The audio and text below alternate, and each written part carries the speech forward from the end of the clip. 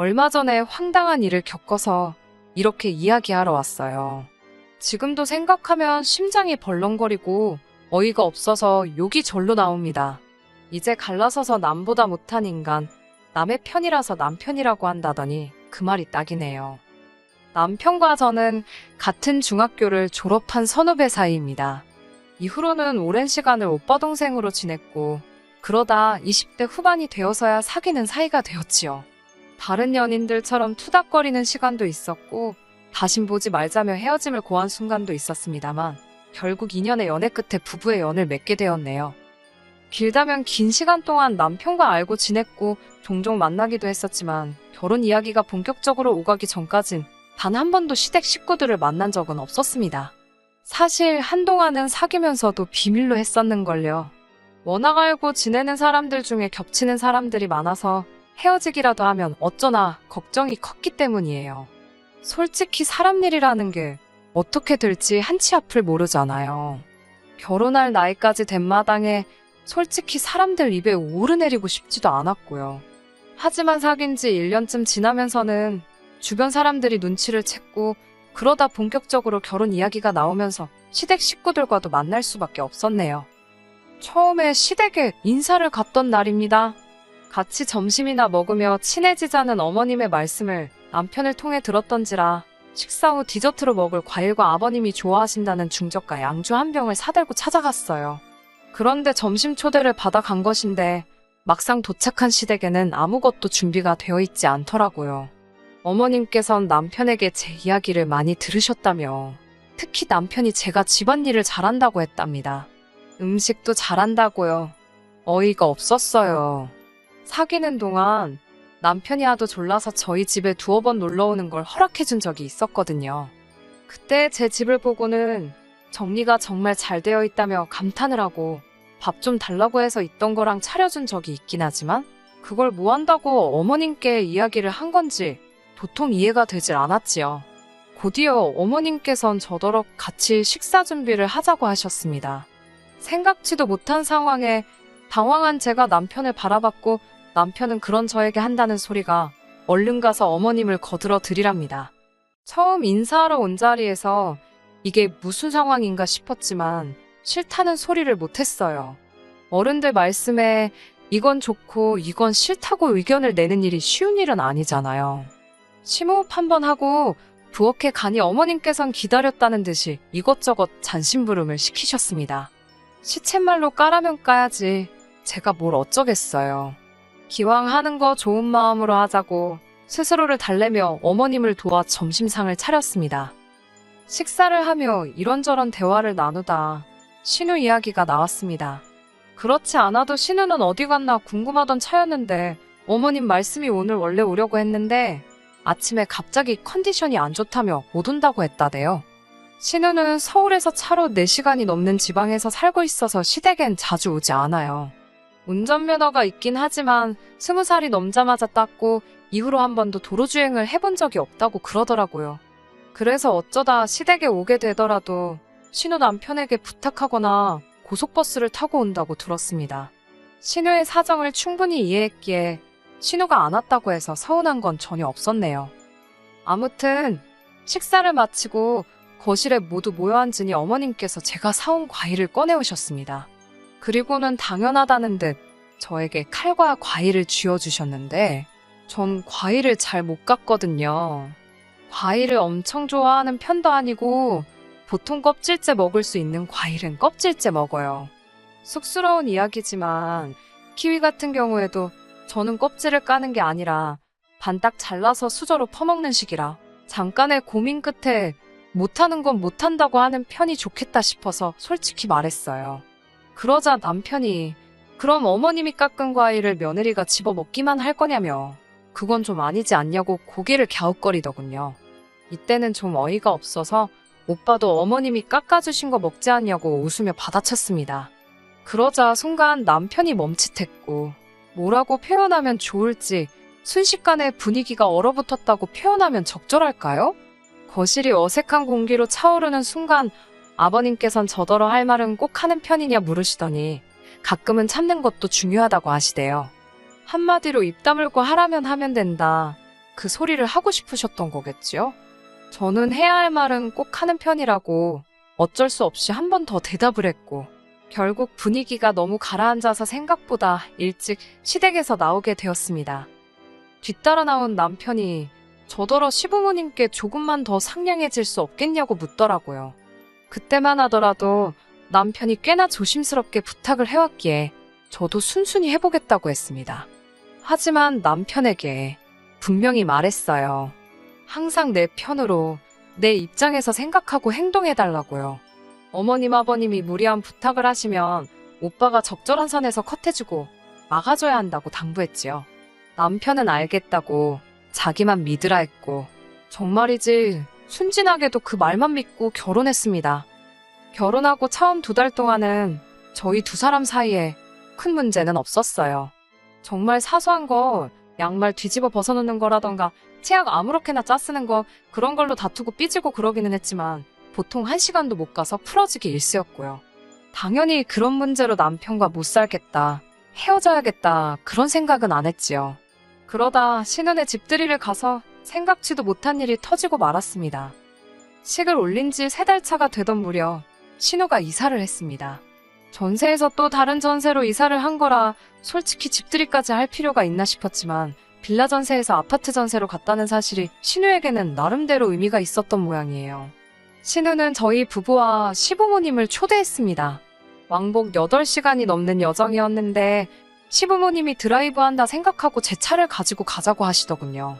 문제는 제 남편이 운전을 못합니다. 한다는 소리가 평생 서울에서 나고 자랐고, 자기는 계속 서울에서 살 생각이라 굳이 면허 딸 생각을 못했다고요.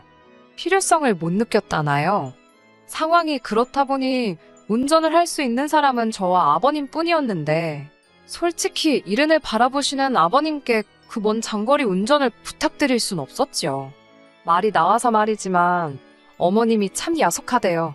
하지만 제 속을 아는지 모르는지 남편은 휴게소도 있으니 쉬엄쉬엄 가면 되지 않겠냐고, 시부모님 연세도 있으신데 편하게 모시고 가잡니다.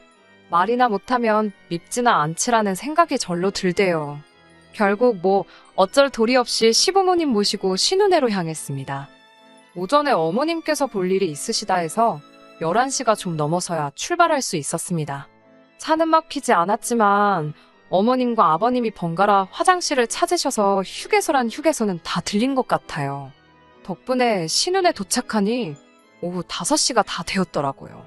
좀 쉬다 저녁 먹으면 되겠다 생각했는데 어이없는 상황을 목격했습니다. 상만 세팅이 되어 있고 음식이 하나도 없더라고요. 순간 상견례 때 기억이 떠올랐고 바로 짜증부터 올라오대요. 신우도 제 그런 기분을 눈치챘는지 실실 웃으면서 한다는 소리가, 어머님이 일전에 제가 그렇게 솜씨가 좋다고 자랑을 하셨다면서 그래서 제 손 좀 빌리고 싶답니다. 자기가 재료는 다 사놨다면서 불고기랑 잡채, 그리고 이것저것 후딱 양념만 해달라나요? 아니, 음식이 양념만 해놓으면 저절로 익나요? 남편은 이번에도 얼른 가서 솜씨 발휘를 해보랍니다. 정말 내키지 않았고 하기 싫었지만 그래도 온 식구가 모여서 저렇게 뭐가 좋다고 희희낙낙 거리는데 찬물 끼얹어 뭐하나 싶어서 꾹 참고 양념만 해줬습니다. 그리곤 거실로 돌아가서 모르는 척하고 있었더니 아니나 다를까 신우가 다시 한번 저를 부르더군요. 같이 얼른 마무리해서 빨리 식사하자고, 아버님 배고프실 것 같다고요. 저도 배가 많이 고팠기에 나오는 욕을 참아가며 도와줬네요. 그렇게 식사를 마치고 어머님 아버님은 피곤하다며 방으로 들어가셨습니다. 거리가 멀어서 신운에서 자고 가기로 한 상황이었거든요. 그래서인지 신우와 신우 남편, 그리고 제 남편까지 셋이서 술을 말 그대로 들이붓기 시작했습니다. 저는 원래 술을 좋아하지도 않고 괜히 실수할까 싶어서 안 마셨고요. 셋 다 슬슬 취하기 시작해서 별 쓸데없는 이야기나 해대길래 전 먼저 자려고 방에 들어왔지요. 하지만 자는 환경도 달라졌지. 방문 밖에선 셋이서 부어라 마셔라 떠들어대지. 집이 무슨 운동장만한 것도 아니고 시끄러워서 제대로 잠을 잘 수가 없었습니다. 5시간 넘게 운전대를 잡고 있었던 데다 오자마자 음식을 해대서 온몸이 저리고 아픈데 정신은 말똥말똥하니 환장할 노릇이었지요. 간신히 새벽이 돼서야 잠에 들었네요. 하지만 몇 시간도 채 자지 못하고 눈을 떴습니다. 남편이 흔들어 깨워댄 탓이었지요. 무슨 일이냐니까. 자기가 지금 화장실 다녀왔는데 어머님이 어제 우리가 먹은 술상을 치우고 계시다며 저더러 나가서 도와드리랍니다. 자다가 정신이 확 들어서 왜 우리가 먹은 술상이냐고, 난 술 한 잔도 안 마셨다고 당신이 가서 도와드리라 했어요. 그러자 남편이 장난하지 말고 빨리 가서 도와드리랍니다. 신혼에 와서 자기가 어떻게 설거지를 하냐고 자기 체면이 있지 않냐면서요. 저도 짜증이 나서 내가 지금 신혼에 부엌일 하러 왔냐고 한마디 쏴붙이곤 돌아 누워버렸습니다. 그랬더니 남편이 뒤에서 어지간히 꿍시렁 거리더라고요. 그러던지 말던지 무시하고 있었지만 왜 그럴수록 안 듣고 싶은데 더 잘 들리는 경우가 있잖아요. 그때가 딱 그랬어요. 어머님이 설거지를 하시는지 물소리도 콸콸 들리고 남편이 바깥 동태를 살피는지 방문이 열렸다 닫히고, 솔직히 그냥 도와드릴까? 그런 생각을 안 한 건 아니었어요. 하지만 그 오랜 시간을 운전하고 왔는데 남편이고 시부모님이고 누구 하나 저한테 고생했다 말해준 사람이 없었거든요. 오히려 운전이 거칠어서 속이 울렁거렸다는 소리나 들었지요. 그런 생각을 하니까 이불 밖으로 한 발자국도 나가기 싫더라고요. 그런데 남편이 다시 저를 흔들어 깨웠습니다. 제가 진짜 그만하라니까 지금 어머님이 아무래도 아버님 아침 식사를 차리시는 것 같다며 이제 빨리 나가서 국이라도 끓여드리라고 성하였지요.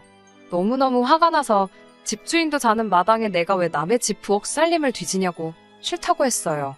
그러자 남편은 신우는 그런 거 신경 안 쓸 거라면서 빨리 가서 어머님을 도와드리랍니다. 이때는 저도 조금 커진 목소리로 싫다는데 왜 이러냐며 화를 냈고, 남편은 남편대로 며느리가 어머님 돕는 게 당연한 거 아니냐며 진짜 저더러 너무 한다대요. 어머님 혼자 고생하시는데 누워있는 며느리가 세상 천지에 어디 있냐고요. 아니, 신우도 누워있고 신우 남편도 누워있고 지금 당신도 이러고 있는데 왜 나만 달달 볶냐고 그만하라고. 그때 방문이 열렸습니다. 아버님이셨어요. 저랑 남편 둘 다 깬 걸 보셔놓고는 저한테만 해가 중천인데 아직도 그러고 있냐며 나와서 어머님을 도와드리라셨습니다. 남편이 그러니까 나가랄 때 나가지 괜히 왜 싫은 소리를 듣냐며 빈정거리대요. 진짜 가슴팍 중심이 막 뜨거워지는 게 이게 화병의 시작인가 싶더라니까요. 제가 남편더러 같이 나가서 어머님 도와드리고 식사하자니까 자기는 생각이 없답니다. 신혼에 깨면 같이 해장국이나 먹으러 갈 거라고요. 저는 원래 해장국을 좋아하지도 않고 아침부터 남편이랑 부딪힌 탓에 같이 갈 생각은 안 들더군요. 게다가 쓸데없는 입씨름을 해댔으니 입맛은 입맛대로 없었고요. 한편 어머님께선 뭐가 그렇게 못마땅하신지 식사 내내 저를 쳐다도 안 보시고 말 한마디 안 거시대요. 식사를 마치신 어머님께서 일어나시면서 설거지는 저더러 하랍니다. 솔직히 어찌됐건 좀 전에 안 도와드린 게 마음에 걸려서 설거지는 제가 할 참이었어요. 그런데 너무 당연하게 저더러 하라시니까 이게 단순히 서럽고 서운하고 그런 감정이 아니라요.